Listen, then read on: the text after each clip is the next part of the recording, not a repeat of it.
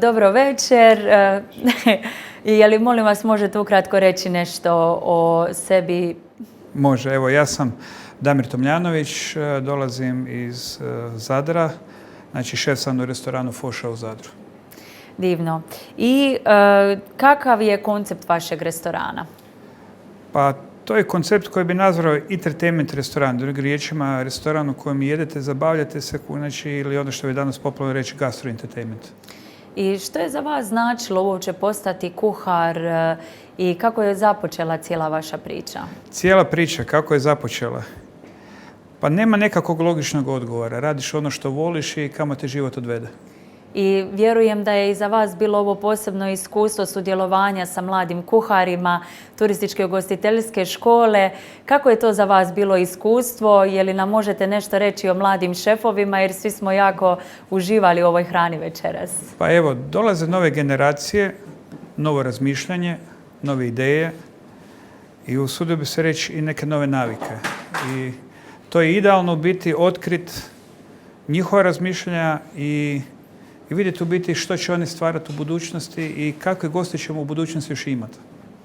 I to je, vjerujem, jako i inspirativno za tako mlade i kuhare, ali kako i za njih, tako i za vas.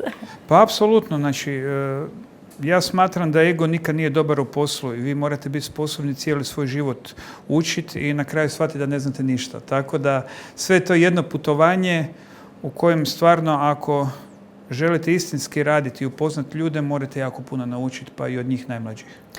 Znači, to nas u biti dovodi do toga da koliko je u biti i važno osposobljavanje i kontinuirani rast, pogotovo u vašoj industriji u kojoj svi izlazimo u biti iz restorana sa jednim posebnim iskustvom, jer svi pričamo o tome kako smo nešto lijepo pojeli.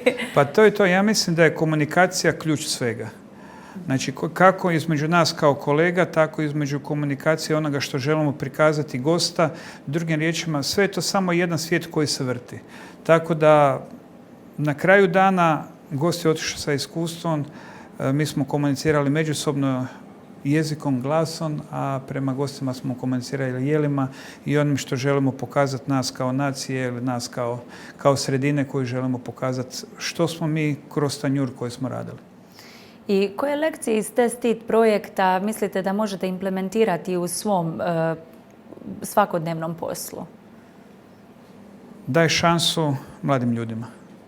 I što je za kraj možda jedna lijepa i inspirativna poruka za sve one koji nas slušaju upravo i za ne samo mlade ljude, nego i za vaše kolege i starije, zato što puno je novih inovacija koje dolaze i puno je sad trenutno na tržištu i ponude. Što bi za vas bilo? Čega da se drže?